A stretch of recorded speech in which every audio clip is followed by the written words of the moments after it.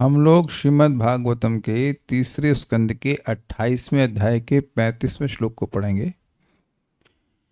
देखिए, 34वें में आपने ये सुना था कि भगवान में भाव प्राप्त करके भी, भगवान हरि में भक्ति के द्वारा हृदय द्रवीभूत होने के बाद भी, प्रेम से उसका आनंद से उत्पलक होने के बाद भी, और उत्कंठा से अश्रु होने के बाद भी, और पूरा शरीर भीग जाने के बाद भी वह अपने चित्त रूपी कांटे को भगवान से धीरे धीरे अलग कर देता है।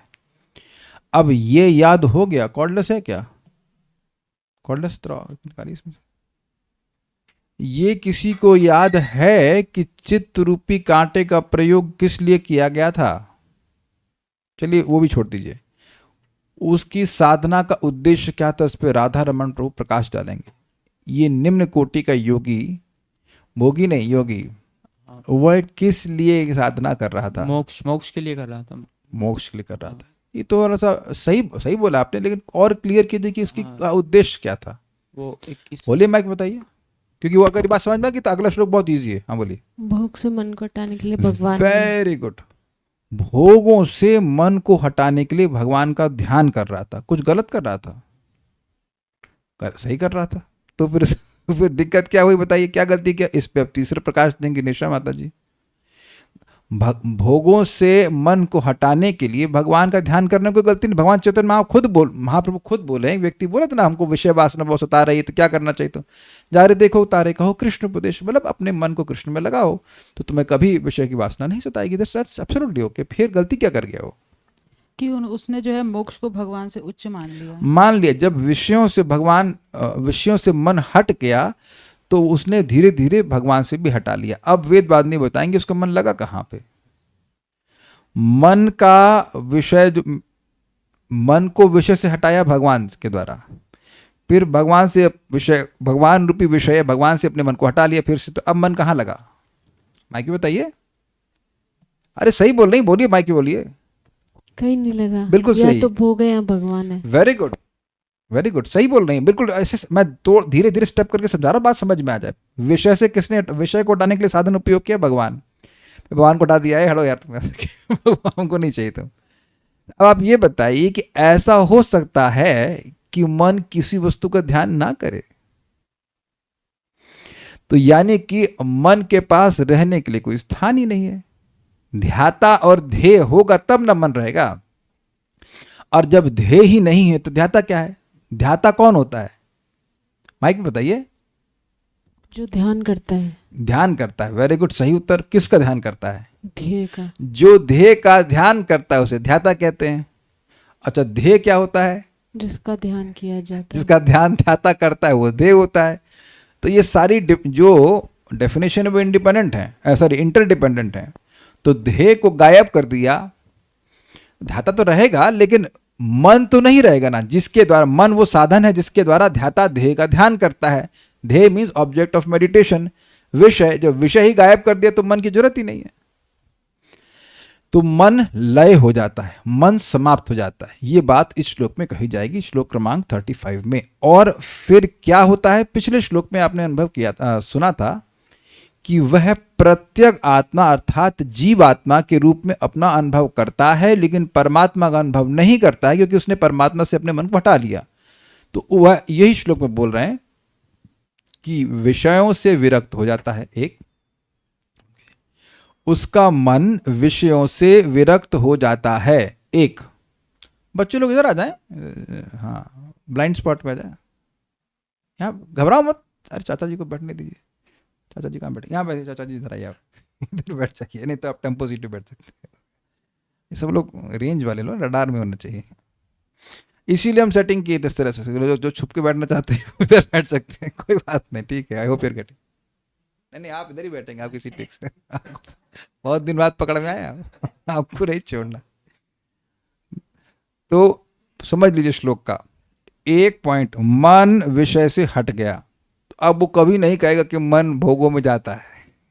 वो तो पहले हट गया था भगवान के ध्यान से, और भगवान से खुद से हटा लिया। देखिए इंटरेस्टिंग है कि विषय से मन अपने से नहीं हटता। विषय नहीं छोड़ते। तो विषय से हटाने के लिए भगवान का सहायता लिया, और भगवान तो भाई दयालु है कि ठीक है, हटाना चाहता है खुद ही सहायता कर देते हैं, हटा देते हैं। तो अब उसका चित्त केवल ब्रह्म का अनुभव करता है और ब्रह्मानुभूति के लिए मन की कोई जरूरत नहीं है।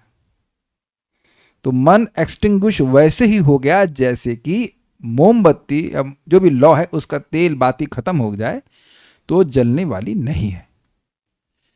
यानी कि मन जो है वो एक्सटिंग्विश हो गया।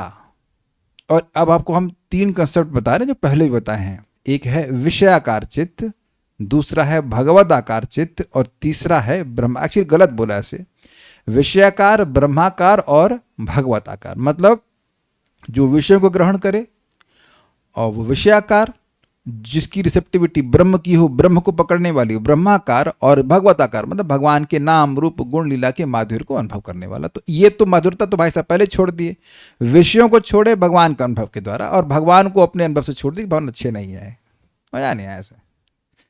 बेवकूफ था वो, अपने आप ब्रह्म की अनुभूति को भगवान से श्रेष्ठ माना, जबकि ब्रह्म की अनुभूति भगवान की अनुभूति के अंतर्गत है। लेकिन अब बेवकूफी में वो भगवान को छोड़ दिया, तो अब दोनों तरफ से खत्म, अब वह केवल ब्रह्म की अनुभूति कर रहा है। ये श्लोक का विषय है। इतनी बात बताएंगे कि वह व्यक्ति केवल प्रत्येक आत्मा अर्थात ब्रह्मानुभूति निरंतर करता रहता है। ठीक है, अब मेरे पीछे बोलिए श्लोक को। मुक्ताश्रयम यर्हि निर्विषयम विरक्तम, मुक्ताश्रयं यर्हि निर्विषयं विरक्तं, निर्वाणमृच्छति मनः सहसा यथार्चिः, निर्वाणमृच्छति मनः सहसा यथार्चिः, आत्मानमत्र पुरुषो व्यवधानमेकम्, आत्मानमत्र पुरुषो व्यवधानमेकम्, अन्वीक्षते प्रतिनिवृत्त गुण प्रवाह, अन्वीक्षते प्रतिनिवृत्त गुण प्रवाह, मुक्ताश्रयं यर्हि निर्विषयं विरक्तम्, मुक्ताश्रयं यर्हि निर्विषयं विरक्तं, निर्वाणमृच्छति मनः सहसा यथार्चिः, निर्वाणमृच्छति मनः सहसा यथार्चिः, आत्मानमत्र पुरुषो व्यवधानमेकम्, आत्मानमत्र पुरुषो व्यवधानमेकम्, अन्वीक्षते प्रतिनिवृत्त गुण प्रवाहः, अन्वीक्षते प्रतिनिवृत्त गुण प्रवाह, मुक्ताश्रयं यर्हि निर्विषयं विरक्तं, मुक्ताश्रयं यर्हि निर्विषयं विरक्तम्, निर्वाणमृच्छति मनः सहसा यथार्चिः, निर्वाणमृच्छति मनः सहसा यथार्चिः, आत्मानमत्र पुरुषो व्यवधानमेकम्, आत्मानमत्र पुरुषो व्यवधानमेकम्, अन्वीक्षते प्रतिनिवृत्त गुण प्रवाह, अन्वीक्षते प्रतिनिवृत्त गुण प्रवाहः। ये यहाँ इस प्रकार जब मन समस्त भौतिक कल्मश से रहित और विषयों से विरक्त हो जाता है तो वह दीपक की लौ के समान हो जाता है। उस समय मन वस्तुतः परमेश्वर जैसा हो जाता है और उनसे जुड़ा हुआ अनुभव किया जाता है, क्योंकि वह भौतिक गुणों के पारस्परिक प्रभाव से मुक्त हो जाता है। देखिए, प्रभुपाद जी का अनुवाद थोड़ा अलग डायरेक्शन में है। जैसे मैंने पिछले श्लोक से बताया था, वो चक्रवर्ती पाद की ट्रेजेक्टरी नहीं ले रहे हैं, वो अलग तरह से ले रहे हैं, उसके अनुसार तात्पर्य को वहाँ पढ़ेंगे। यहाँ प्रभुपाद बेसिकली बात प्रभुपाद यहाँ पे कह रहे हैं कि उस योगी के मन में कोई अभिलाषा नहीं रहती, अन्य अभिलाषता शून्यम, और उसका मन, मतलब ये जो बुझने वाला सेंस है यहाँ पर, वो इस अर्थ में है कि अब उसके हृदय से सारी इच्छाएं बुझ गई हैं, भौतिक इच्छाएं। क्या आपने अनुभव किया है कि भौतिक इच्छाएं ऐसे एक लॉ की तरह मैनिफेस्ट करती हैं? अच्छे खासे बैठे होते हैं, कट से एकदम से इच्छा आती है, फिर उसके अंदर कार्य करना पड़ता है ना। ये तो कोई विरोध नहीं है ना इस पे। तो ये बुझ जाने का अर्थ है कि अब उसकी भगवान से इतर सारी इच्छाएं समाप्त हो गई हैं। और इसी तरह से प्रभुपाद जी अपने तात्पर्य को देंगे। हम तात्पर्य को जब पढ़ेंगे तो फिर अनुवाद पढ़ेंगे और फिर वापस हो जाएंगे। अभी हम जो अन्वय ले रहे हैं उसके हिसाब से चलेंगे। जो मैंने अभी आपको अर्थ बताया था वो चक्रवर्ती पाद की टीका के अनुसार है। प्रभुपाद जी का जो अंडरस्टैंडिंग है वो दूसरे अर्थ से ले रहे हैं, उसको वहां पे देखेंगे। अभी वापस हम लोग जाते हैं अन्वय पर, उसके हिसाब से पकड़ेंगे। यर्हि जब, मनः मतलब चित्त, मुक्ताश्रयम आश्रय के बिना, वही आश्रय क्या हो सकता है मन का? या तो विषय हो सकते हैं, भगवान हो सकते हैं। दोनों जगह खत्म कर दिया उसने। विषय वाला फ्लैट भी खत्म कर दिया और भगवान वाला फ्लैट भी खत्म कर, घूम रहा है फ्री। पहले आप इधर देखिए, शब्द कुछ मुश्किल नहीं है। आप ये बताइए कि क्लास में नहीं आते तब तो आप कुछ सोच नहीं रहे थे ना। अब ये बताइए कि कौन एक्सेप्ट सुषुप्ति, सुषुप्ति के अलावा कब आप और मैं कुछ नहीं सोच रहे होते हैं, ये बताइए। कभी ऐसा होता है कृष्ण उपाध्याय प्रभु? मोस्टली तो दुखी हो रहे होते हैं सोच सोच करके, केवल सोच सोच करके हमारे बारे में व्यक्ति क्या सोच रहा होगा। हो सकता है वो आइसक्रीम खा रहा हो, आपके बारे में कुछ ना सोच रहा हो। ऐसा हुआ है कभी आप लोग संग? जो आप सोच रहे कि सामने वाला हमारे बारे में क्या सोच रहा है, वो आपके बारे में सोच ही नहीं रहा, वो किसी और चीज के बारे में सोच रहा है, मस्त है अपने में, और आप सोच सोच के परेशान। ये हो गया, दुनिया हमारे बारे में क्या सोच रही, दुनिया पहले देखे तो सही आपको। Nobody cares anyhow. तो खाली मैं ये कह रहा हूं कि जहां कहीं भी कोई कुछ है व्यक्ति और जागृत अवस्था में है, तो कुछ ना कुछ वो सोच रहा है। अब जब उसने विषयों से मन को हटा लिया तो भगवान के बारे में सोच रहा है, ये भी अच्छी बात। अब भगवान से सोच हटा लिया मन तो कहाँ है, उसका कोई आश्रय नहीं है, इसलिए कह रहे मुक्त आश्रय। He has no place to stay. आश्रय के बिना निर्विषयम, विषयों से रहित। ये विषय मतलब हो गए भौतिक भोगों के विषय, उससे रहित। और विरक्तम मतलब आसक्ति से दूर हो जाता है। सहसा तब वह अकस्मात यथार्ची दीपक की लौ के समान निर्वाणम, निष्कलत्व रूप ब्रह्म भाव को रुच्छति अर्थात प्राप्त कर लेता है। देखिए, निष्कल का मतलब होता है कलमश से रहित। निष्कल, निष्फल का मतलब क्या होता है? फल के रहित। तो निष्कल का मतलब कल से रहित, कल मतलब कलमश। Got it? अब कल, मन का कल क्या है? मन का कल, कल मतलब कलमश। मन की कलमशता क्या है वेदवादी, पता है आपको? मन का कीचड़ क्या है? मन की कलमशता है, उसकी चंचलता।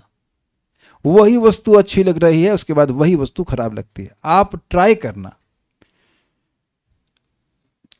ये आपका अनुभव होगा कि मीठा अच्छा लगता है, हमको भी अच्छा लगता है, सबको अच्छा लगता है। लेकिन अगर मीठा ही खाते रहें तो एक पॉइंट पे आकर आप एकदम उसको स्वीकार नहीं। फाइनली काले कृष्ण प्रभु कभी तो माने मीठे का दुर्गुण, लेकिन आप भूखे, आपकी भूख भी ना शांत हो, बट आफ्टर सम टाइम वही चीज जिसके लिए आप लड़ जाते, अरे यार मेरे को एक ही रसगुल्ला क्यों दे रहे, दो दो तीन दो, but after some time you don't want, at least उस टाइम तो नहीं चाहते। तो ये अनुकूल प्रतिकूल वृत्ति समझ में आ रहा है? कोई अच्छा लग रहा है, फिर ये करता हूं, ये नहीं करता हूं, ये नहीं, एक कांस्टेंट मन की चंचलता है। अनंत प्रभु समझ रहे हैं आप? अनुभव किए हैं आप कि मन जो है कोई चीज पकड़ रहा है, नहीं ये नहीं चाहिए, चाहिए फिर नहीं चाहिए। बच्चों में भी होता है भाई, ऐसी बात है ना, बच्चों का भी मन होता है, सबका होता है। हमको ये बात बचपन में नहीं पता बट ये लोग देर एडवांस डिवोटीज।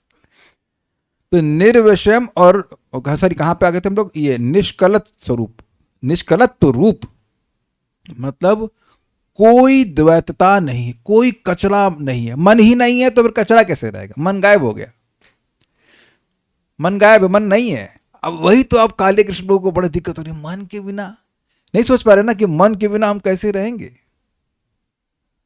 डिफिकल्ट, क्योंकि ऐसा कोई समय ही नहीं है जब मन कुछ ना सोच रहा हो। लेकिन आप भी तो हर दिन गहरी नींद में जाते हैं कि नहीं? तब तो मन गायब हो जाता है, तब के मर जाते हैं, बल्कि शांति मिलती है। अच्छा, आप लोगों से कभी ऐसा हुआ कि बड़ी टेंशन थी, फिर का उसका सोल्यूशन नहीं निकल रहा था, चलो यार एसी चलाओ सो जाओ आफ्टरवर्ड्स यू बिकम फ्रेश। आप लोगों से होता है ये सोल्यूशन मेरे पे काम करता है, आप लोग नहीं करता है? करता है आप नहीं करता, ये बेचारे आप तो ब्रह्मचारी हैं, आपको कहाँ टेंशन होनी चाहिए। तो हम तो प्रकट देखते हैं, हम प्रैक्टिकल मंदिर से जब कोई प्रोजेक्ट चल रहा होता था, सोल्यूशन नहीं निकल रहा था, कुछ नहीं, जाओ जाकर सो जाओ तो उसके बाद you feel relieved. Why? There is something in between which makes you feel happy. At least जो सस्पेंशन टाइम है मन का, सुषुप्ति आ जाती है, तब तो आप एकदम फ्रेश महसूस करते हैं। तो ऐसा समय आप हर दिन अनुभव करते हो, सुषुप्ति के समय जब मन सस्पेंड हो जाता है एटलीस्ट। लेकिन यहां कह रहे हैं कि मन कार्य करना ही बंद कर दिया। ये समझ रहे हैं कि मन ही हमारे दुख का कारण है। मेरे को अपने पे हंसी आती है। आज से एटलीस्ट 7 दिन पहले तक हम खुश थे, घर बड़ा अच्छा है, वेरी नाइस। लेकिन जैसे ही मन में इच्छा आ गई कि मकान लेना है, भैया आप चली गई है हम बता रहे हैं, मैं और वेदवादी परेशान परेशान, और बेचारी तो बहुत ही इनोसेंट लड़की है। हमारे मन में चाय इसलिए परेशान हो गई। ये भी ढूंढ रही है स्कूटी हम तो फिर भी सो जा रहे हैं, ये इनको तो अब आप ये बताइए कि यहाँ जो फ्लैट उपलब्ध है वो हमारी दुख का कारण बने क्यों? काले कृष्ण प्रभु, आप यहाँ दरवाजा खोलेंगे, इधर बहुत बड़ी बिल्डिंग है, हम उसको बचपन से देखे, मतलब जब से वो बड़ी हो रही थी कोई इच्छा नहीं आई, लेकिन अब इतना 1 करोड़ का फ्लैट ऐसा है ही नहीं इतना, तो और जाने का भी मन नहीं वहां पे। तो आप देखिए कि वो जो 1 हफ्ते का दुख था, या 1 हफ्ता भी नहीं कहते, 3-4 दिन का दुख था, बहुत दुख था भाई, वो मेरे मन से हुआ, ना कि बाहर रखनी हुई वस्तुओं से हुआ। ये बात समझ रहे हैं? ये क्लियर समझ में आ रहा है? ये समझ लीजिएगा जिंदगी भर कि आपके दुख का कारण है आपका मन। कुछ भी देखिए, शरीर में चोट लगेगी तो कष्ट होगा, कष्ट इज डिफरेंट फ्रॉम दुख। मान लीजिए कि एक्सीडेंट होना तो गर्दन कटनी होती है, और हल्की सी उंगली कट जाए तो आपको दुख होगा कि कष्ट होगा? कष्ट होगा, हल्की सी उंगली कट गई, लेकिन बच गए तो। कई बार होता है ना कि भाई मैं सही जा ही रहा था और मेरा स्कूटर सामने बच्चा आ गया, स्लिप हो गया, तो मुझे चोट नहीं लगी, वजह स्लिप हो गया, तो मैं दुकानदार को पास गया, से मैं मुख से, दुख तो आदमी रोएगा ही अपना जाए, तो हमने कहा अरे वो बच्चे सामने आ गए, देखिए मैं गिर पड़ा। कह रहे आपको चोट लग गई, कुछ नहीं हुआ, बहुत अच्छी हुआ, बच्चे को चोट लगती तो बड़ी परेशानी होती। मैंने कहा अच्छा मैं बच गया तो आप समझ रहे हैं, तो कष्ट नहीं, चोट नहीं लगी थी, जस्ट मेरा स्कूटर गिर गया था हल्का सा। तब आप सोचते हैं ना कि अरे बच गए, तो आप सुखी अनुभव करते हैं ना। ये मन ही है जो सुख और दुख का निर्माण कर रहा है। तो अब मन खत्म, उसकी सारी, इसीलिए ब्रह्मभूता प्रसन्नमाता न शोचती न कांक्षती। आप कभी कभी सोचते हो ना, काले कृष्ण प्रभु पैसे कम है आपके पास, है ना, और जब जन्म लिए थे उससे कितना अधिक है। सोचने वाले, जो भी आदमी सोच रहा है कि उसके पैसे कम हैं, तो ये बताइए कि जन्म लेने से कितना अधिक है? कुछ तो अधिक है ना। 1 रुपया भी है तो ज्यादा है कि नहीं? लेकिन व्यक्ति चिंता करता रहता कॉन्स्टेंटली। तो हम बहुत सारी बात नहीं कहना चाहते, बस इतनी बात कहना चाहते हैं कि मन की ये चंचलता ही उसका कलुषता है, तो उससे रहित हो गया, मन खत्म हो गया है। मेन बात, मन इज डेड नाउ, मन नॉट डेड, मन इज फिनिश्ड। इसीलिए बोल रहे हैं यथा अर्ची। आप ये जानते हैं ना कि जब कोई लैंप होता है, उसकी जो लौ होती है वो कॉन्स्टेंटली फ्लिकरिंग होती है। अब जब तेल और बत्ती समाप्त, तो लौ भी समाप्त, तो उसकी फ्लिकरिंग भी समाप्त। समझ में आया? ये कह रहे हैं कि भाई वो मन ही समाप्त हो जाता है। मन जो है वो निर्वाण को प्राप्त कर जाता है, मन को मोक्ष मिल जाता है। ये बात है। अत्र, इस अवस्था में पुरुष, यानी तदंतर छोड़ दीजिएगा, बस ये एक्स्ट्रा आ गया। इस अवस्था में मतलब जिसमें मन को निर्वाण प्राप्त हो गया है, गुण प्रवाह देहादि उपाधियों के, ये क्या है? प्रवाह समझते हैं जैसे नदी का प्रवाह, और गुण आप जानते हैं प्रकृति के गुण। तो गुण का मतलब है गुणों के कार्य।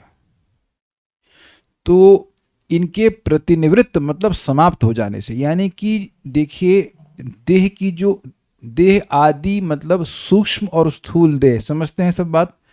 और इनकी उपाधि, उप मतलब निकट और आदि का मतलब होता है संबंध। ये समझ पाते हैं ना सारे शब्दों को? ये जो देह से हमारी, देह से जो देह स्वरूप, नहीं, देह रूप जो उपाधि लगी हुई है, ये गुणों की सृष्टि है। समझ में आ रहा है लैंग्वेज?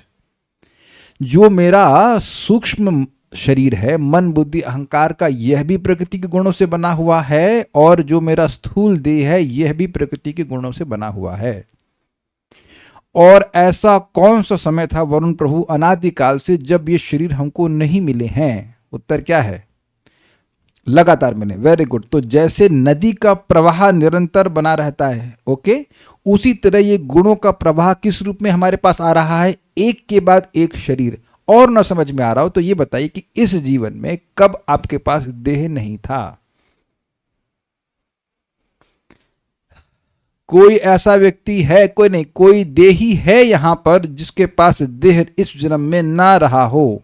हम सूक्ष्म की तो बात नहीं कर रहे, हम स्थूल की बात कर रहे हैं। ओके, अब सेकंड क्वेश्चन, किस व्यक्ति के पास देह निरंतर बना रहता है? अब ये देखने ने एकदम अपोजिट प्रश्न किया है मैंने। अभी मैंने कहा कि देह निरंतर मिला हुआ है, अब मैं प्रश्न कर रहा हूं कि यहां पर ऐसा कौन सा व्यक्ति है जिसके पास देह निरंतर बना हुआ है? एकदम घुमाने वाली बात हुई ना। अब आप लोग बुद्धिमान हैं, आप जानते हैं, देहिनो अस्मिन् यथा देहे कौमारम यौवनम जरा तथा देहांतर प्राप्तिर धीरस्तत्र मते। अरे भाई, आप लोग बहुत तेज होते जा रहे हैं, यू शुड स्टॉप ईटिंग प्रसादम। प्रसाद की वजह से सारे गड़बड़ हो रहा है। आप लोग बहुत, कुछ एक भी बात आप सब तो ना समझ जाते हैं। Very good, very good. There are two different contrasting statements. हमेशा देह मिल रहा है, आपको मिला हुआ है ना, लेकिन हमेशा देह चेंज हो रहा है। आपको कभी अनुभव हुआ, अरे अभी कुछ दिन पहले तो नाखून काटे थे फिर बढ़ गए? Have you not notice this? तो यानी कि मैं और आप एक ही देह में नहीं रहते, हर क्षण मेरा देह चेंज हो रहा है और आपका भी। स्वीकार्य है? जैसे आप गंगा जी में स्नान कीजिए तो आपको लगेगा कि मैं तो उसी जल में स्नान कर रहा हूं, लेकिन आप हर क्षण एक नए जल में स्नान कर रहे हैं। अब समझ में आ गया गुण प्रवाह और देहादि की उपाधि? Is that okay? अब मजा आ जाता है भागवत के एक श्लोक की चर्चा करने में। कितनी सुंदर शब्द है। इन्हें तो लिंक नहीं समझ में आता ना, गुण प्रवाह का देहादि उपाधि से क्या लिंक है?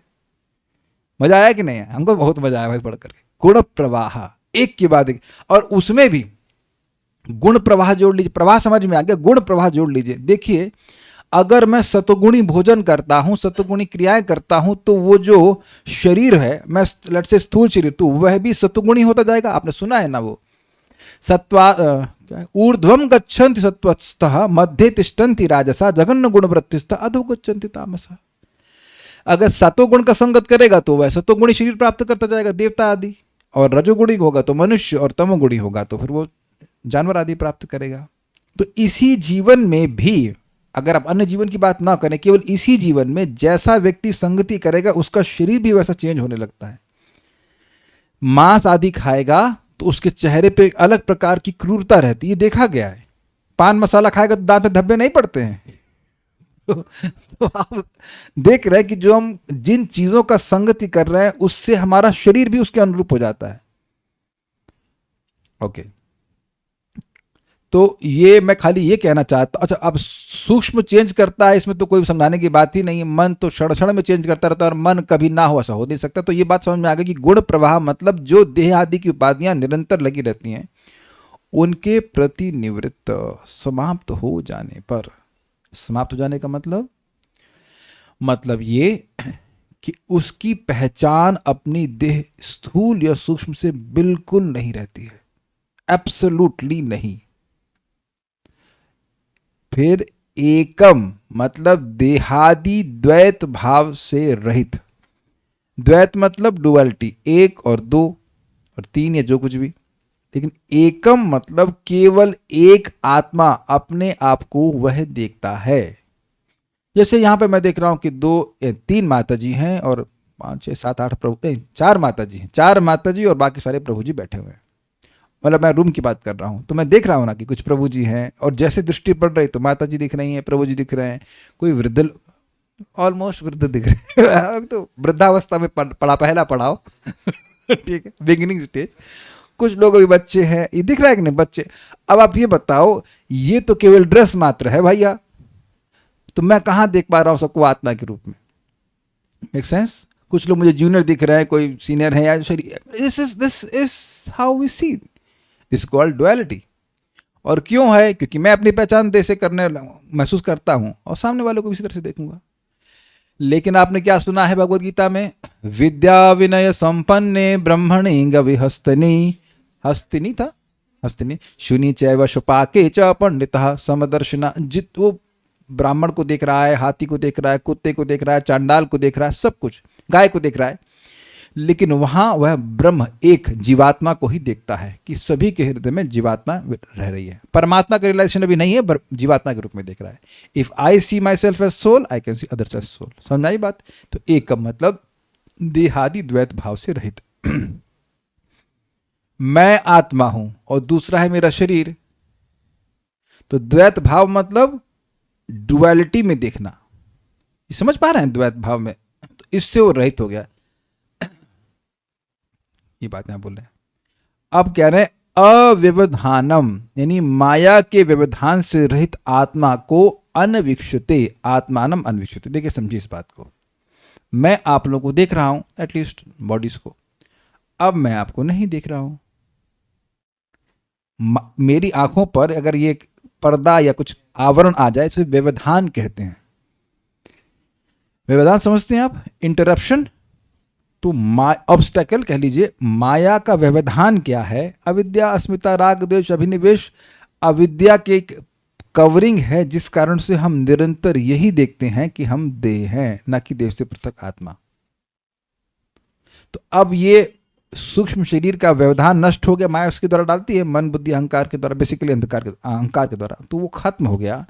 तो अब वह बिना मन के केवल अपने आप को देख रहा है।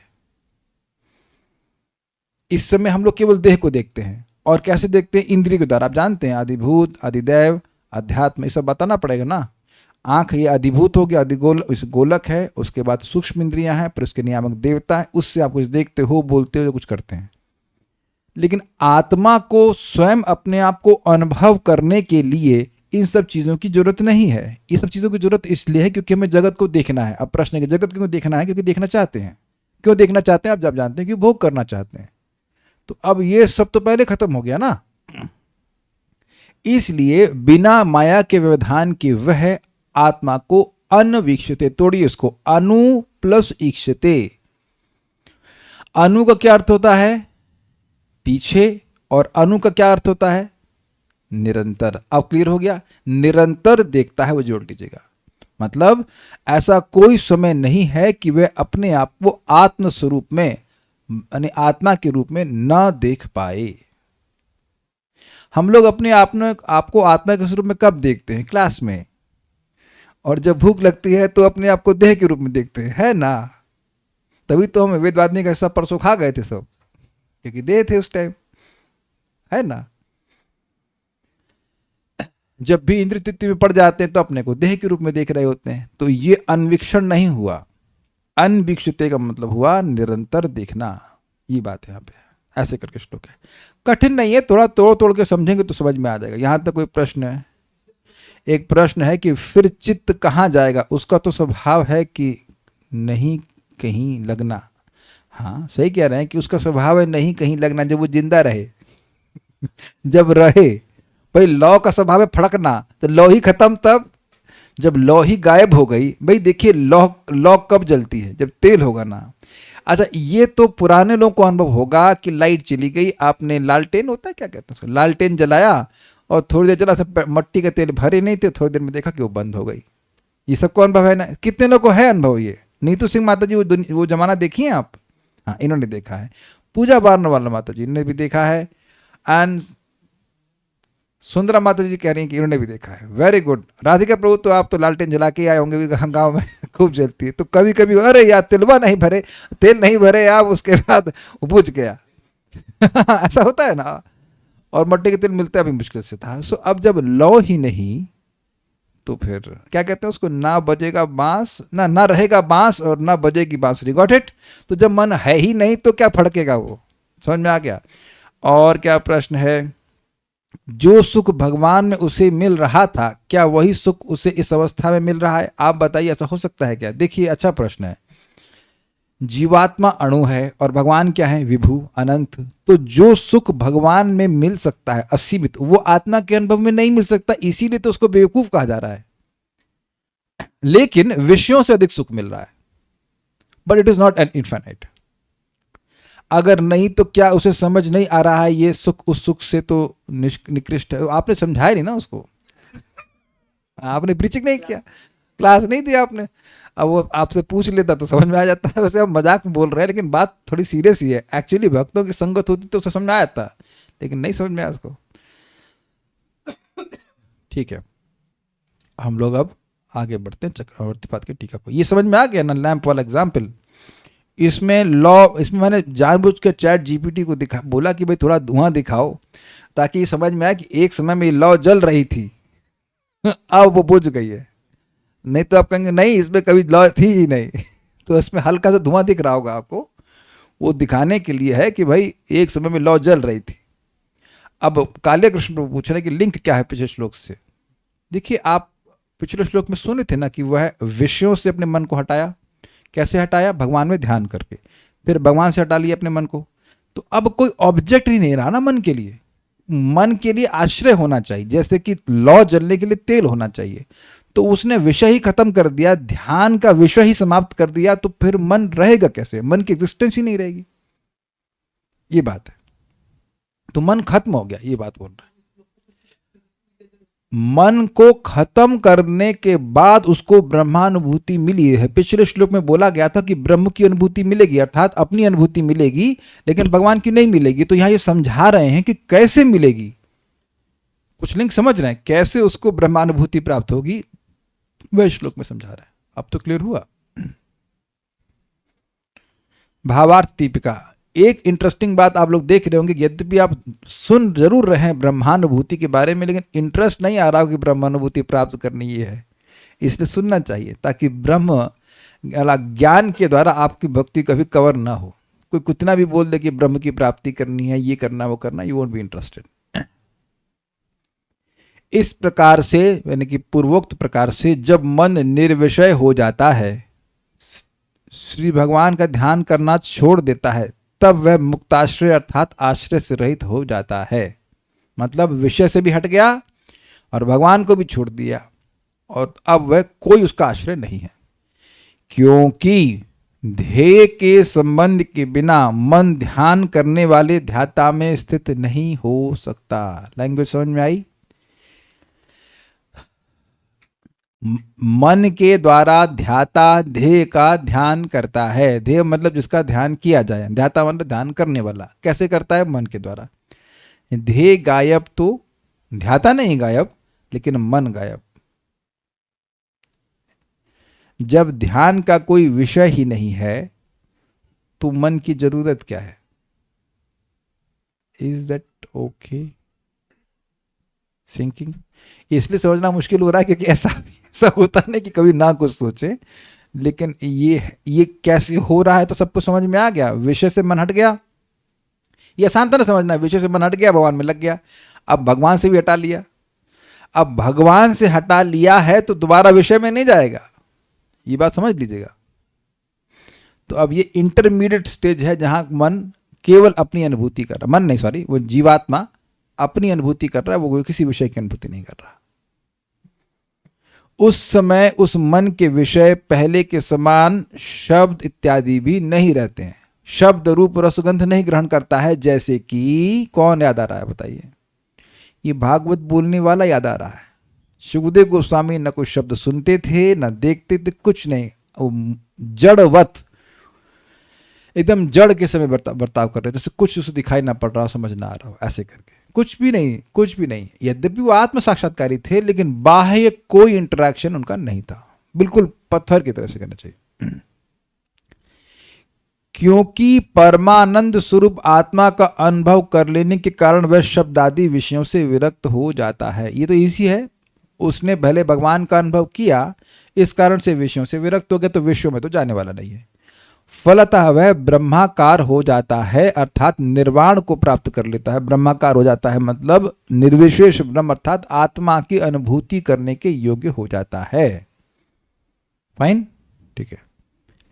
वह अपनी वृत्ति रूपता का परित्याग करके ब्रह्म स्वरूप हो जाता है। जैसे कि ब्रह्म अपरिवर्तनशील है, ऐसे ही जो मन की वृत्ति है एक्सेप्टेंस एंड रिजेक्टेंस, ये मुझे चाहिए, बड़ा अच्छा लग रहा है, फिर ये मुझे नहीं चाहिए, मुझे नहीं अच्छा लग रहा है, ये मन की वृत्तियां हैं, अनुकूल और प्रतिकूल वृत्ति।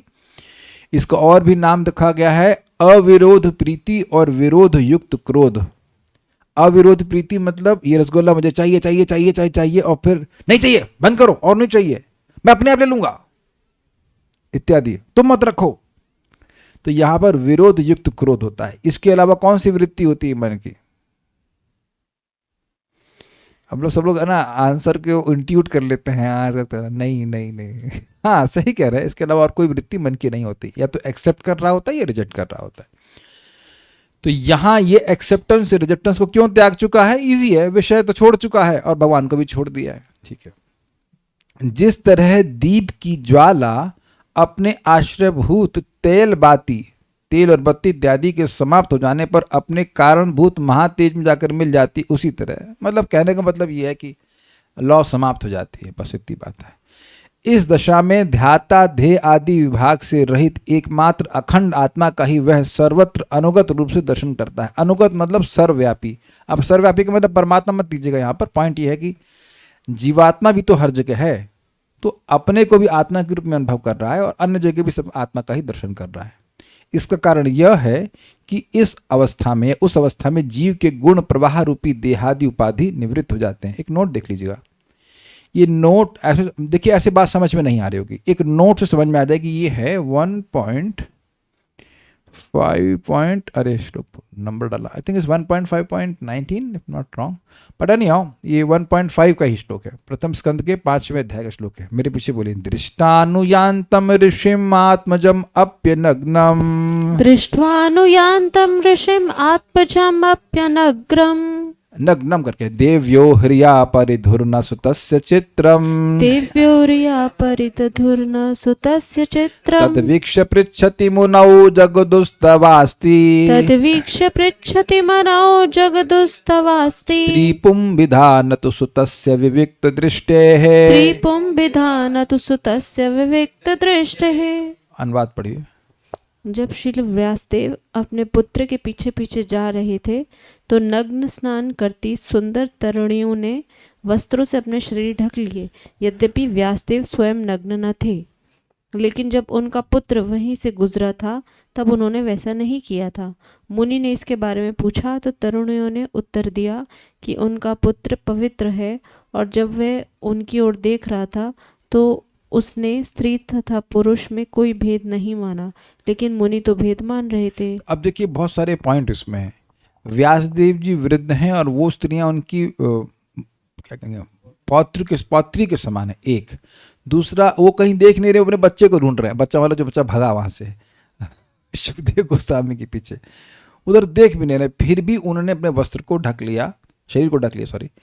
लेकिन ये जब सुखदेव गोस्वामी भाग रहे हैं तो युवा हैं, 16-17 साल के हैं, स्वयं वस्त्र नहीं पहने और सब तरफ देख रहे हैं, लेकिन उन्होंने नहीं ढका। तो ये स्त्रियों को पता है कि कौन व्यक्ति कैसी दृष्टि से देख रहा है, दे हैव दैट सेंस। तो प्रभुपाद जी वहाँ पे स्त्रियों ने, उन्होंने फिर पूछा स्त्रियों से कि आपने पहले क्यों नहीं वस्त्र ढके? तो वो बोले कि आपका बेटा विविक्त दृष्टि से युक्त नहीं है। श्लोक देखिए, इस पर लिखा हुआ है, दिखाता हूँ, इट्स वेरी इंटरेस्टिंग। न तु सुतस्य विविक्त दृष्टि, विविक्त मीन्स ये स्मार्टफोन है, ये डम फोन है, ये है, ये है, ये कहते हैं, इसे कहते हैं विजन ऑफ डुअलिटी। ये अच्छा है, ये बुरा है। कितने लोग की ये दृष्टि समाप्त हो गई है? अभी है ना, ये अच्छा है, ये बुरा है, ये है, ये है। तो ये ब्रह्म दृष्टि नहीं है। तो सुखदेव गोस्वामी पैदा होते हुए उन्हें सब कुछ सहज रूप से बस ब्रह्म ही दिखता था, ये और कुछ दिखता नहीं था। अब समझ में आ गया एकम का अर्थ? ये मैंने नोट इसलिए दिया है, ये समझाने के लिए कि ऐसे लोग जो ब्रह्मावस्था को प्राप्त वो ऐसे ही होते हैं कि उनकी अब कोई विविक्त दृष्टि नहीं होती है। देखिए, हम सभी लोगों का शरीर किससे बना है? पृथ्वी, जलवायु, अग्नि, आकाश से। ऐसे दिखाई पड़ते हैं क्या? ऐसा तो नहीं है। ये आदमी अच्छा है, ये कितना सुंदर है, ये सुंदर नहीं है, ऐसे करके भद्र अभद्र का ज्ञान रहता नहीं, अच्छा है ये बुरा है। I think very clear. तो अब तो समझ में आ गया कि जिसकी ब्रह्म दृष्टि होती है वो वाक्य रूप से, वो किस रूप का होता है, ये बात होती है। वहां पे राग और द्वेष नहीं है कुछ भी, सारा दर्शनीय। अति निकृष्ट योगियों की पद्धति के अनुसार भगवत स्वरूप का त्याग होने पर मन की क्या अवस्था होती है? मतलब कोई प्रश्न करे कि वो अति निकृष्ट योगी जब भगवान को त्याग देता है तो उसकी मन की क्या गति होती है, इस पर ये श्लोक कहते हैं। अब तो लिंक समझ में आ गया। इसकी अपेक्षा में मान लो कोई पूछे तो कहते हैं मुक्ताश्रम इत्यादि श्लोक कहते हैं। इस प्रकार चित्त जब निर्विषय अर्थात शब्दादि विषय शून्य होता है, शब्द रूप रस गंध आदि सब जगह छोड़ दिया उसने, तब भगवान में आश्रय मुक्त यानी भगवत विग्रह के चिंतन से मुक्त हो जाता है। पहले वह भगवान का स्मरण किया, विषय को त्यागा, उसके बाद उसने भगवान को भी त्याग दिया। अर्थात तब उसका और कोई आश्रय नहीं रहता, क्योंकि ध्येय संबंध से रहित चित्त केवल ध्याता होकर नहीं रह सकता। मतलब अगर कोई ऑब्जेक्ट ऑफ मेडिटेशन नहीं है, कोई ध्यान का विषय नहीं है, तो बस वो ध्यान करने वाले की तरह चित्त नहीं रह सकता है, उसे कोई विषय चाहिए, ये बात बोल रहे हैं। तो दोनों विषय खत्म। यह कहकर उस समय पहले के समान व्यवहारिक शब्दादि विषय भी नहीं हो सकते, क्योंकि उस विषय में परमानंद के अनुभव के द्वारा चित्त विरक्त ही रहता है। कहने का अर्थ यह है कि उसने भगवान का अनुभव कर लिया है, इस कारण से अब वो भगवान को छोड़ेगा तो अब दोबारा विषय में नहीं जाएगा, ये बात बोल रहा है। और परमानंद स्वरूप को भी पुनः विषय नहीं कर सकता, क्योंकि शनकः विनियुक्ते, धीरे धीरे चित्त को वियुक्त करता है। देखिए, आपका यह अनुभव होगा कि कोई चीज़ तुरंत छोड़ते हैं तो फिर उधर मन चला जाता है। अब आज से हम ये बिल्कुल नहीं करने वाले हैं, और कल फिर हो जाता है। तो इसने धीरे धीरे प्रयास करके भगवान को छोड़ा, बड़ी मेहनत करी है भाई, तो अब दोबारा भगवान की तरफ नहीं जाएगा। समझना कि पिछले श्लोक में था ना, शनकाय वियुक्ते, तो धीरे धीरे भगवान को छोड़ दिया है, विषयों को तो छोड़ ही दिया, अब उसके बाद धीरे धीरे भगवान को भी छोड़ दिया, तो अब ये भगवान के पास भी नहीं जाएगा, ये कहते हैं। हम क्या बहुत तेज जा रहे हैं? समझ में आ रहा है? बहुत तेज हुआ तो अगर हम तेज जा रहे हैं तो आप लोग तेज क्यों नहीं चल रहे हैं? कब तक धीरे चलते रहेंगे? समझ में आ रहा होगा। मुझे पता है कि मेरी गलती क्या है, मैं पहले से पढ़ के आता हूँ, खूब दिमाग लगा के आता हूँ, तो मुझे लगता है तो बड़ा आसान है। और चीटिंग ये है कि 6:15 पे देते हैं तो आप लोग पढ़ भी नहीं पाते, और अगर 2 साल पहले दूँ तो कहेंगे इतना टाइम बीत गया, कैसे पढ़ेंगे? हमको तो याद ही नहीं है। तो क्या सोल्यूशन है? हमको कुछ नहीं पता कि क्या सोल्यूशन है। क्या मैं बहुत फास्ट जा रहा हूँ? तो 16 स्लो कर देंगे तो 15 मिनट में कैसे क्लास होगी? कोर्स भी तो कवर करना है। कोर्स भी तो कवर करना है, लेकिन हमको इजी लग रही बात, तो समझ में आ रही होगी ना। विषय को छोड़ा, भगवान को छोड़ा, दोनों जगह डाइवर्स ले लिया, बस खत्म। अब कब कुछ नहीं रहा उसके पास। ये मैं मानता हूं कि एक एडवांटेज मेरे पास है कि मैं सोचता हूं और सोचने का मेरे पास टाइम रहता है, कि वो चित्त को वियुक्त कर दिया, फिर उसने क्या किया। ये टाइम आप लोगों के पास मैं मानता हूं कि इस समय नहीं है, ये फैक्ट है, ये हम स्वीकार करते हैं। ये टाइम आपको स्वयं निकालना पड़ेगा। हमने पढ़ा दिया, अब आप उस पर विचार कीजिएगा। फिर कुछ ना समझ में आए तो आप ज़रूर मुझसे दोबारा अगले दिन क्लास में पूछ सकते हैं, इतना हम आपको स्कोप दे सकते हैं, या आप ले सकते हैं अगर आप चाहें तो। बट और स्लो जाऊंगा तो बोर लगेगा, एटलीस्ट मुझको। तो हम स्पीड वही रखेंगे, फास्ट नहीं। कुछ एक व्यक्ति ने बोल दिया कि फास्ट नहीं है, तो ठीक है, आगे बढ़ते हैं। अतः चित्त तब निर्वाणम ऋच्यति, यानी लय को प्राप्त हो जाता है। इसका एक और दूसरा मजेदार एग्जाम्पल भी है कि जब भगवान कृष्ण के नाम, रूप, गुण, लीला आदि सब खींचते हैं मन को, तो शब्द भी खींचता है और उसके बाद उनकी सुगंध भी खींचती है। तो अब मन ये नहीं समझ पाता कि कौन से विषय को पकड़े, तो वहाँ बेहोश हो जाता है। इसीलिए भक्त बेहोश हो जाते हैं बहुत बार भगवत प्रेम की अवस्था में। ध्येय विषय होना चाहिए, वो नहीं मिला तो मन बेहोश हो जाता है, खत्म हो जाता है, लय हो जाता है। यथा अर्ची, जैसे दीप शिखा तेल और बाती से विमुक्त होकर सहसा निर्वाण या निर्वापित हो जाती। मतलब देखिए, बड़े मजेदार है, ये बहुत अच्छा एग्जाम्पल है। फिर विचार कीजिएगा, विषयों को छोड़ा उसने, अब भगवान को धीरे धीरे छोड़ रहा है। और आप जानते हैं, ये देखा होगा, बिल्कुल देखा होगा कि जो लालटेन की वो बत्ती है, वो जल रही है, जल रही है, जल रही, जल रही, और धीरे धीरे कम होती है और एकदम से खत्म हो जाती है। ये देखा है आपने? राधिका प्रभु देखे आप? ये लालटेन की, लालटेन ही बोलते हैं उसको, आप देखेंगे कि जल रही जल रही जल रही है, और तेल खत्म हो रहा खत्म हो रहा खत्म हो रहा, फिर एकदम से बंद हो जाती है। ऐसे ही भगवान पे धीरे धीरे धीरे करके भगवान से मन को हटा रहा है। एक पॉइंट पर जब उसका कोई विषय नहीं रहेगा तो खट से बंद हो जाएगा। ये बात है, उसकी सप्लाई जैसे खत्म हुई, कोई विषय नहीं रहा, ना भगवान ना विषय, तो बस सब खत्म। विषय नहीं कहूँगा, कोई ध्येय वस्तु नहीं रही, ना भगवान ना भोग विषय, तो फिर उसका तो उसकी एग्जिस्टेंस समाप्त हो जाती है। क्लियर हुआ? ठीक है, एटलीस्ट लैंग्वेज तो क्लियर हुई।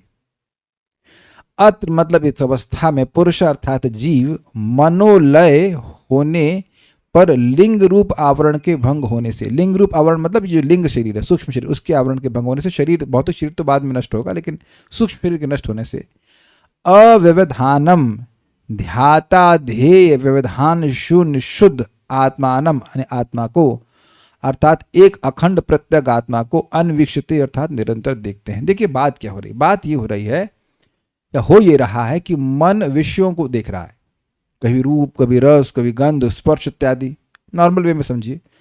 तो अब आत्मा का अनुभव तो कर नहीं रहा है।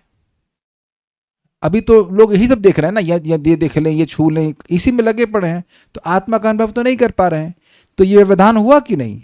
मन तो बाहर की ओर जा रहा है ना, मन का जो धावन के लिए जो दौड़ना है वो तो विषयों की तरफ जा रहा है। तो अब वो विषय वाला बात खत्म हो गई है, अब उसको लिए भगवान को उपयोग किया गया, फिर भगवान भी खत्म हो गए, तो ध्याता देह का ये जो कंसेप्ट है वही खत्म हो गया, बस केवल आत्मा को देख रहा है, ये बात बोल रहा है। भाई आप ये बताओ, क्या यहाँ कभी ऐसा अनुभव नहीं हुआ कि क्लास में बैठे हैं लेकिन चिंता मग्न है, तो अब मन क्लास में है ही नहीं?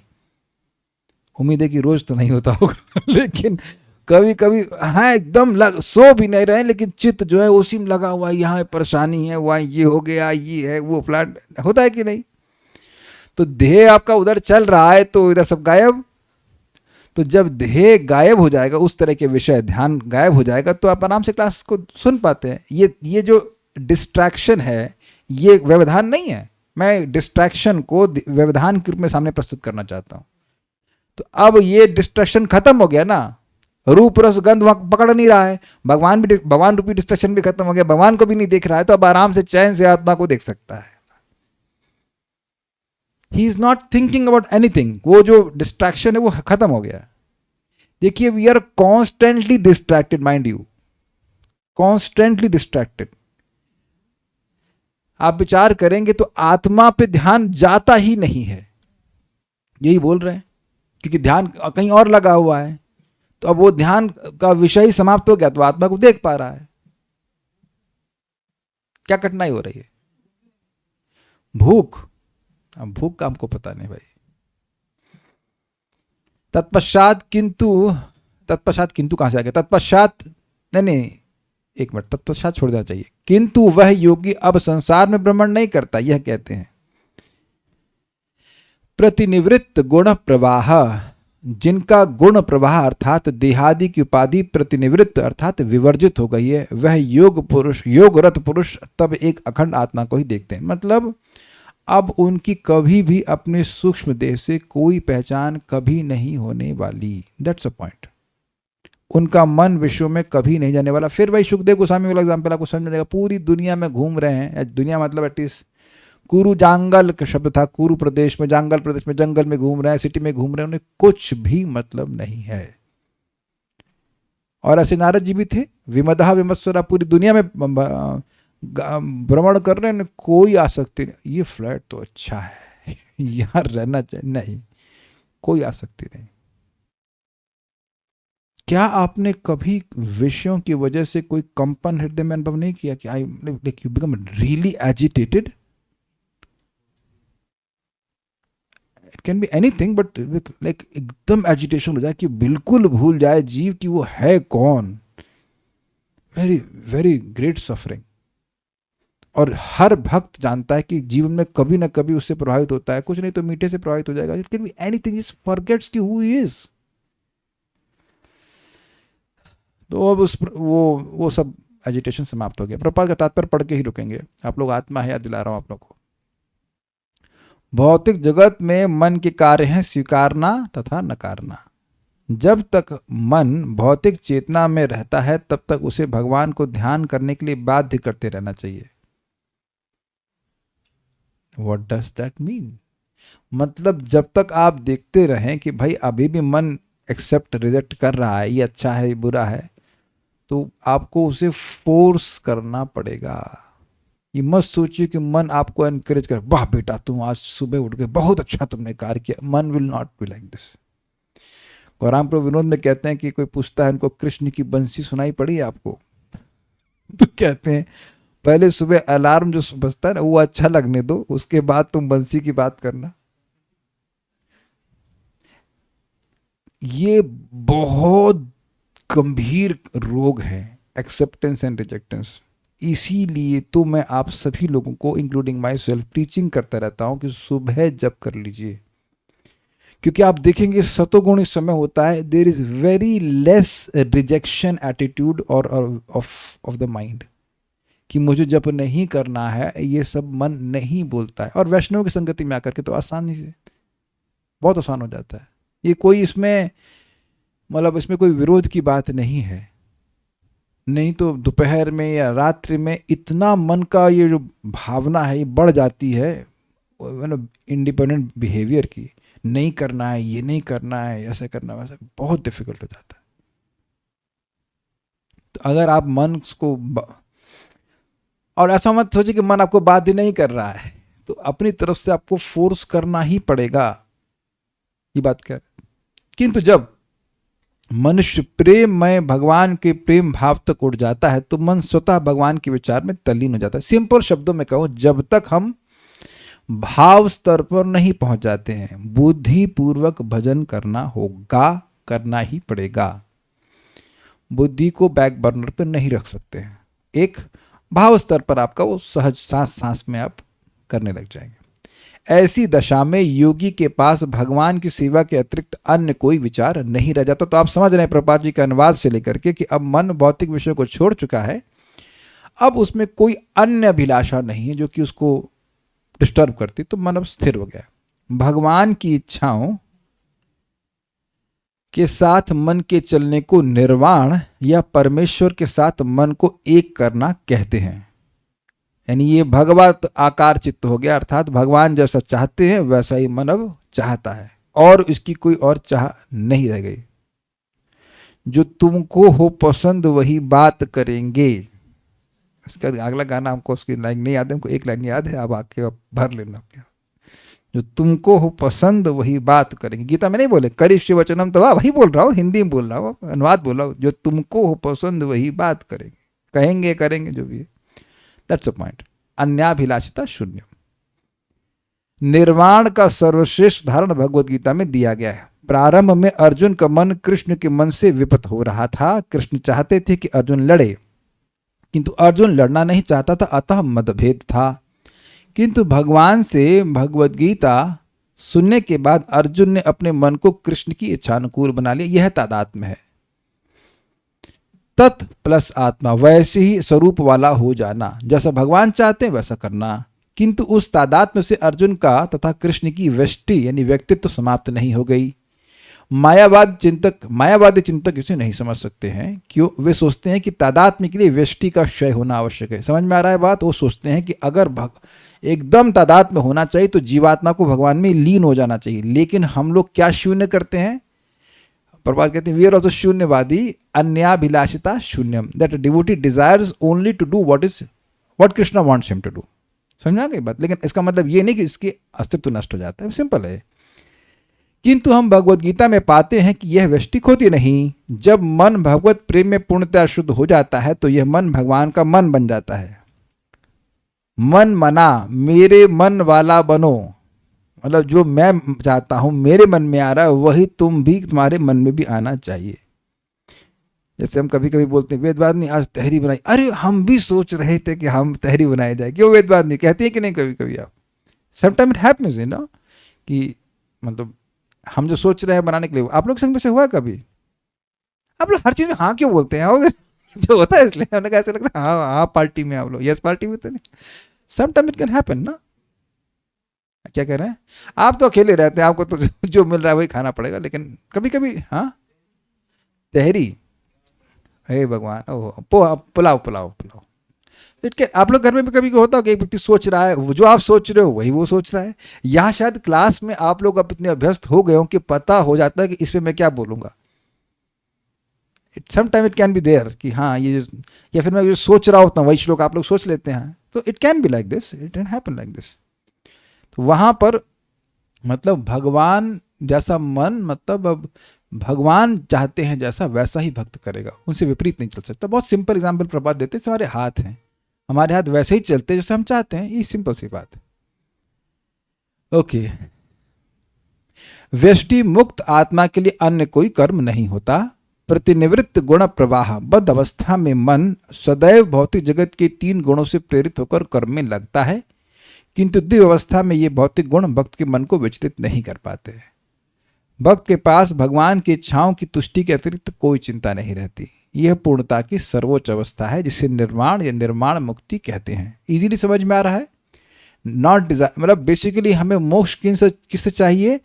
अन्य अभिलाषाओं से। भगवान के अलावा, भगवान की सेवा के अलावा जो भी अभिलाषा है वो अन्य अभिलाषा है। तो ये चित्त का दूषण है। तो भक्त अनेक अनेक सेवाएं कर सकता है, बट इसमें उसका चित्त स्थिर ही माना जाएगा। क्लियर हो रहा है? चाहे वो जप करे, चाहे वो कथा सुने, चाहे भगवान के विग्रह की सेवा करे, या प्रणाम करे, या परिक्रमा करे, कुछ भी हो, ये भक्ति कर रहा है तो उसका मन स्थिर ही कहा जाएगा। व्हाट इज दैट श्लोक? व्यवसायत्मिका बुद्धिर एक ह कुरु नंदना। तो जिसकी व्यवसायत्मिक बुद्धि होती है उसकी एक बुद्धि होती है। उस एक बुद्धि क्या है? श्री कृष्ण की सेवा करनी है। तो ये हो गया उसका मोक्ष। ठीक है। इस अवस्था में मन भौतिक इच्छा से पूरी तरह मुक्त हो जाता है। यथार्ची, अर्ची का अर्थ है लौ यानी लपट। जब दीपक टूट जाता है या तेल चुक जाता है अर्थात खत्म हो जाता है तो दीपक की लौ बुझ जाती है, किंतु वैज्ञानिक बोध के अनुसार लौ बुझती नहीं, संरक्षित रहती है। यही शक्ति का संरक्षण है। प्रपात फिजिक्स पढ़ा रहे हैं, law of conservation of energy. मतलब अग्नि यहां से समाप्त हुई तो अब हमको ये पूरी तरह नहीं समझ पा रहा है कि प्रपात किस कंटेक्स्ट में बोले। लेट अस सी फॉरवर्ड। इसी प्रकार जब मन भौतिक स्तर पर कार्य करना बंद कर देता है तो यह भगवान के कर्मों में संरक्षित रहता है। तो प्रपात समझा रहे हैं कि कुछ समझा रहे हैं प्रपात से कि लॉ इधर बंद हुई तो एनर्जी कंजर्व हुई, तो लॉ कहीं और चली गई, या जो भी है। तो यहाँ ये कह रहे हैं कि मन बंद हो गया, मतलब मन भौतिक कार्य करना बंद कर दिया, मन केवल भगवान की सेवा के लिए कार्य कर रहा है। इतनी सी बात बोल रहे हैं। यहाँ पर मायावादी चिंतकों के मन के कर्म के रुद्ध होने की कल्पना की व्याख्या की गई है। मानसिक क्रिया के रुद्ध होने का अर्थ है कि प्रकृति के 3 गुणों के प्रभाव से होने वाली क्रियाओं का अवरुद्ध होना। मतलब कहने का ये है अर्थ कि मन नष्ट नहीं होता है, अपितु जो प्रभुपाद से समझा रहे हैं उनका मन जो है, भक्त के मन में केवल भगवान की सेवा की इच्छा होती है। इतनी सी बात हमको समझ में है, इतनी बात हमको समझा रहे हैं। कोई प्रश्न है किसी बात का तो हम देख लेते हैं। फास्ट नहीं है? ओके। और कुछ? हमें भी पहले से रीड करके आना है। हमने अब हम देंगे ही नहीं, हम फ्रस्ट्रेट हो चुके, देंगे ही नहीं। हम देंगे 6:15 पर। पूरा गाना भेज दिए कह रहे तुम दिन को अगर रात कहो रात कहेंगे, कहते रहिए। अरे पूरा गाना क्या लेके नहीं भेजा था, हम खाली इतनी बात बोल रहे थे कि जो भगवान बोलेंगे करिष्य वचनम। तो भगवान के भक्तों में तो ये गुण बिना प्रयास के आ जाता है, विविक्त दृष्टि। हाँ ठीक है। स्थावर जंगम देखे न देखे तार मूर्ति सर्वत्र होए तार इष्ट देव। लेकिन काफी टाइम लगेगा अभी तो बहुत डिस्क्रिमिनेटरी पावर है। So will stop here. अब आगे देखते हैं। हाँ प्रश्न बोलिए। हरे कृष्ण बोलिए। और जैसे विषयों का मतलब ध्यान करता है तो मन यू रिक्वायर्ड है, उसके लिए भगवान के लिए रिक्वायर्ड है, अपने एक्सपीरियंस के लिए मन रिक्वायर्ड नहीं है। देखिए भगवान का अनुभव भी आप मन से नहीं कर सकते, उस मन में भगवान आने चाहिए। तो ये मन से भगवान का ध्यान कर रहा था, उसको अच्छा लग रहा था, फिर वो भगवान इससे पहले आते हो खींच लिया। जैसे मान लीजिए किसी को कुर्सी दीजिए, इससे पहले बैठे कुर्सी खींच लीजिए। He did not really become perfect. अगर परफेक्ट होता तो भगवान के प्रेम में आगे बढ़ जाता ना, फिर भाव के बाद प्रेम आगे की अवस्था नहीं, तो खींच लिया अपने आप। उसकी मोक्ष की इच्छा थी। आपको याद होगा ना, भक्ति स्वामी सिंधु में बताया गया था कि मोक्ष की इच्छा रहती है तो भाव का आभास जैसा होता, भाव नहीं होता, क्योंकि भाव के बाद तो फिर प्रेम मिलना चाहिए ना। तो उसकी एस्पिरेशन ऐसी थी ही नहीं। अगर आप जो बात कह रहे हैं उसको ठीक तरह से समझा जाए तो शुद्ध मन के द्वारा भगवान को अनुभव होता है। सुखम आत्यंतिकम यत्तद बुद्धिग्राह्यम अतीन्द्रियम 1। और गीता का 6वें अध्याय का ही का श्लोक है, परमात्मा समाहितः। भूल रहा हूं श्लोक, शुरुआत अगर कोई पकड़ ले इसको, 6वें अध्याय के अंत में आता है वो, परमात्मा समाहितः। तो जितात्मनः प्रशांतस्य परमात्मा समाहितः, जिसका मन पूरी तरह से वह अपने को जीत लिया है, जितात्मनः प्रशांतस्य, और प्रकृष्ट रूप से शांत हो गया, वह परमात्मा को पकड़ सकता है। लेकिन इसका मन पवित्र नहीं, आपको याद है ना, चित्त बडिशम, उसका चित्त कठोर है। तो जो पूरी तरह पवन, और आपने एक और सुना था, चित्त का एक गुण है भगवद बिंब ग्राहित्वम, याद आ रहा था आपको? पढ़ चुके हैं ना कपिल देव से, तो अगर चित्त पवित्र है तो भगवान के स्वरूप को अनुभव कर सकता है। तो चित्त की जरूरत है, लेकिन यहाँ पर जो वह अनुभव कर रहा है that is not through material mind. आत्मा अनुभव स्वयं अपना कर रही है, इसलिए वो मटीरियल माइंड से भगवान भी नहीं दिखेंगे। आप ध्यान रखिए, विषय का जो चित्त है उससे आप भगवान को अनुभव नहीं कर सकते हैं। ये है चित्त बट इट्स ए ब्रह्माकार चित्त। मतलब अब देखिए हम लोग स्टेज पे है नहीं तो कैसे मैं एक्सप्लेन कर पाऊंगा, लेकिन वो बस केवल अपना अनुभव कर रहा है। आत्मा को अपना अनुभव करने के लिए मन की जरूरत नहीं है। एक्चुअली आत्मा को भगवान का अनुभव करने के लिए भी मन की जरूरत नहीं है। मटीरियल माइंड से कैसे आप भगवान को देखोगे? स्पिरिचुअल सेंसेस, स्पिरिचुअल माइंड है ना आत्मा का, उससे भगवान की अनुभूति होती है। कोई बात अगर बहुत ज्यादा ना समझ में आए तो कोई आश्चर्य नहीं है, because we are not so much interested in ब्रह्माकार। बट इतनी बात जो समझ में आई वो ये है कि चित्त खत्म हो गया है, जो भौतिक चित्त है उसकी बात कर रहे हैं वो खत्म हो गया। एक प्रश्न कर रहे हैं, ये सब कितनी बार रिवीजन करके पढ़ें कि समझ में आ जाए, क्योंकि पढ़ने के बाद तो 4-5 दिन बाद तो भूल ही जाएंगे। अच्छा प्रश्न। देखिए बात समझिए, जो मैं पढ़ा रहा हूं मैं ये जानता हूं कि सबको समझ में नहीं आ रहा है और याद रहने की तो हम उम्मीद ही नहीं कर रहे हैं, लेकिन मेरे शरीर छोड़ने के बाद तक हो सकता हो कि कुछ लोग योग्य हो जाए, वो समझ सकें, तब आपके पास ट्यूटोरियल रहेगा। और अगर मैं नहीं पढ़ाऊंगा तब तो जो है उसको पढ़ेंगे भी नहीं, जो प्रपात तात्पर्य उसको भी नहीं पढ़ेंगे। I am able to understand because I am able to understand. I can't tell you how I am able to understand. और उसमें भी मैं कितना समझ पा रहा हूं हमको नहीं पता। जितना हमको समझ में आ रहा है उतना मैं समझाने का प्रयास कर रहा हूं। Not that doesn't make me any how special और एनीथिंग, लेकिन समझ में आ रहा है तो समझाने का प्रयास कर रहे हैं। इसके लिए चैंटिंग करते रहिए, प्रसाद ग्रहण करते रहिए, धीरे धीरे बात समझ में आती है। हम सहायता बहुत बड़ी कर दे रहे हैं, गुण और प्रवाह और सारे इसके जो कह सकते हैं कॉम्प्लेक्सिटी है उसको समझा दे रहा हूं, लेकिन अब आप समझ में उतना ही समझ पाओगे जितना आपका समझावट है। I can't give you that, है कि नहीं? और उसमें भी आप देखिए, इसको पढ़ने के बाद फिर थोड़ा सा रिवाइज करना होता है। नहीं समय है तो कोई बात नहीं, आनंद लेके चले जाइए।